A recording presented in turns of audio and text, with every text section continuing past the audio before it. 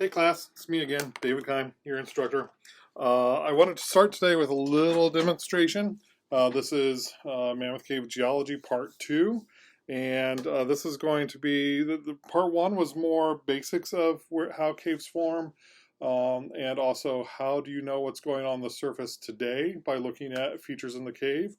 This is going to be a little bit about how we know what was going on when the cave was forming, based on looking at features in the cave. So there's the, what's going on today, and you look at the gypsum, you look at the vertical shafts, you look at the calcite formations to tell what's going on the surface today in relation to the cave.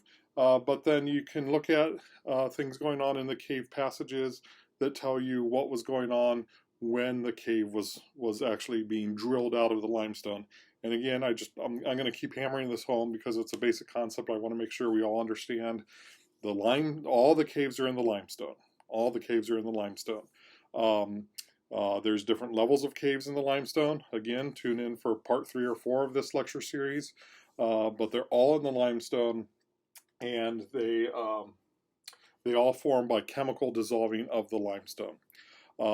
And the limestone itself is 330 million years old, but the holes in the limestone are only from present to maybe around 15 million years ago did the holes start forming in the limestone.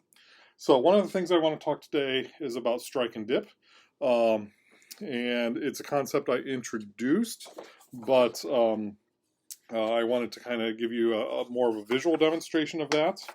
And so here in my hands, I have a bowl of water, and I have a colored piece of paper.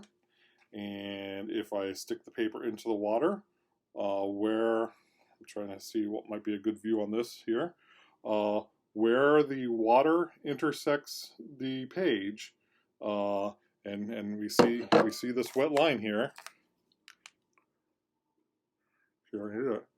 That's gonna be the strike. And if we again imagine have this rock, whoops, just spilled some water. Have this rock dipping into the water, then you can imagine water running down, and that water, if I had 3 hands, I could do this effectively. That water running down eventually is going to go straight down the dip. So where it intersected the horizontal water table is the strike, and that's not the only way to define strike in a rock layer, but that certainly is what is pertinent in talking about cave formation. And then the water running straight down the slant of the rock layer, that's called dip. And then if we extend this further, and I'll use the other page, if you have a slight bend in the rock, and then it's dipping down into the water, then you have something, let's see if I can demonstrate this easily. Then, get this into the camera maybe. It's not working so well to show that to you with this, but basically now you have a strike that actually bends across the piece of paper following the bend in the rock. Does that make sense? Now it's not necessarily a straight line over a pattern, it's actually bending, but then you still have the dip going straight down the slope of the rock. And in fact, in the Mammoth Cave area, there are very slight bends, which we geologists might call an anticline. Anticline looks like this in rock layers. You see this all over like Pennsylvania and West Virginia. Or a syncline. Syncline's just the opposite, looks like this. Usually you see them kind of paired together like this, where you have an anticline going right into a syncline, and you have them paired together like that. In the Mammoth Cave area, we do have very slight bends in the limestone layers, forming very, very, very, very, very subtle, you can't see them with your naked eye, very subtle anticlines and synclines, and that dip goes anywhere from half a degree to at most 3 degrees. Generally speaking, in south central Kentucky, if you say a dip of one degree, that's pretty good, and that's not something you can see just visually. That's something you have to measure in great detail with instruments to be able to make that out. But this becomes important because when we talk about passage shape, strike and dip becomes extremely important. So we learned on our trip that there are two main passage shapes in a cave system.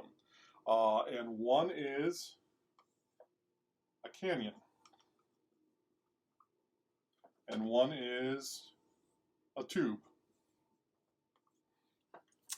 And we talked about what formed each kind of thing, and were they more dependent on the strike of the bed, or were they more dependent on the dip of the bed? And again, in lecture 3 or 4, we will put this together with the different layers A, B, C, and D of Mammoth Cave to get a more complete picture. But right now, I just want you to think about how a canyon forms, how a tube forms. So a canyon forms down dip. A canyon forms by water trying to find the fastest route to base level. In the case of Mammoth Cave, that's always the Green River. What is the fastest route it can take to get down to base level? It is above the water table, and it is flowing down dip as fast as it can. So a canyon is above water table. I should probably move this a little bit. Above water table, flowing down dip to base level quickly. Technically speaking, a vertical shaft is the same idea. Mentally, I keep vertical shafts and canyons separate in my head because vertical shafts really are just drilling straight down through, whereas canyons do flow, but they are flowing down dip, forming eroding away into a canyon formation, and going down dip towards the base level as soon as possible. A tube forms at or below the water table.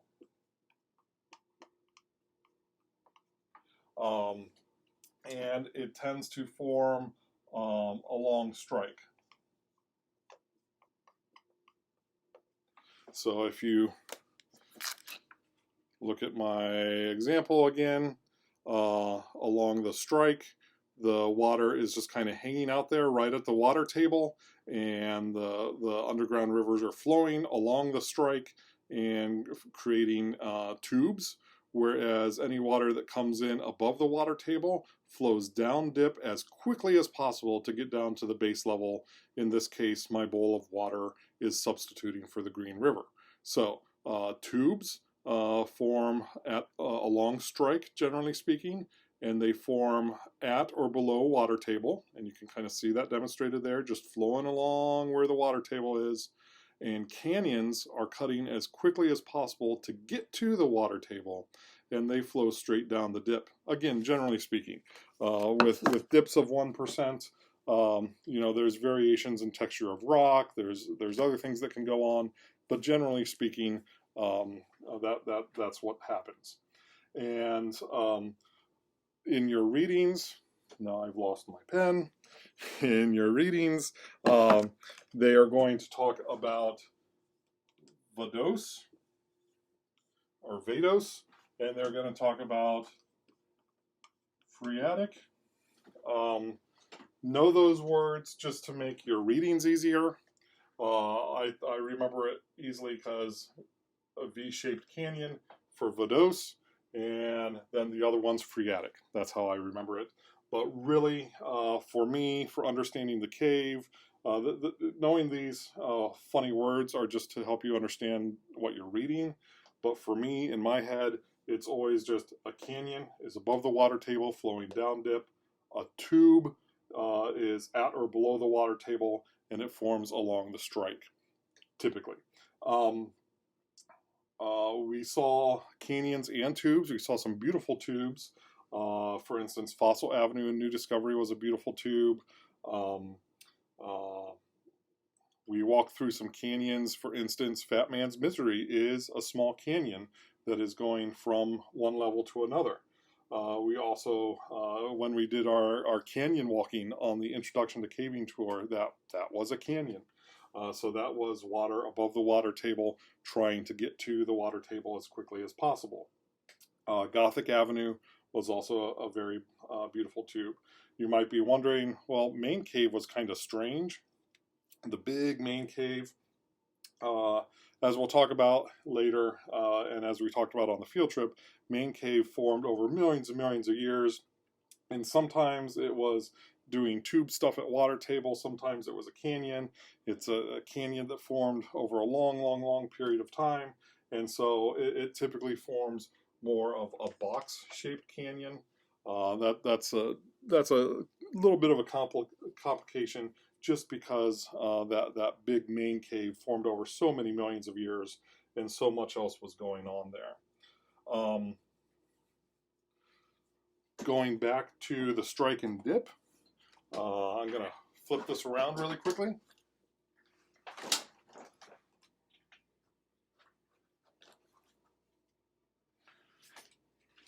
Going back to the strike and dip, we saw an example of this that was pretty dramatic when we first walked into the cave. We came in through Houchin's Narrows. Houchin's. This is the natural entrance. And Houchin's Narrows comes out into that big rotunda room.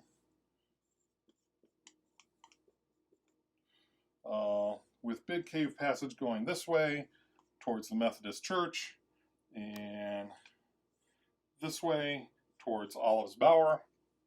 And what's happening here is this is actually flowing, the water is flowing this way when the cave is forming. And this passageway is forming a long strike.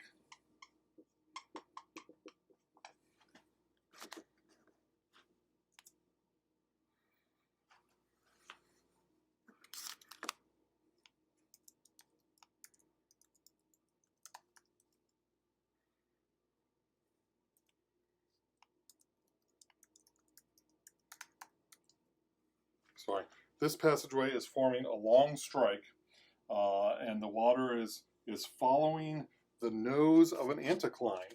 So you can imagine that the rocks are actually forming a bend like that, and they're dipping this way, and the water is flowing along the water table, along the nose of that anticline that's dipping down. And then Houchin's Narrows is actually a canyon that forms down dip.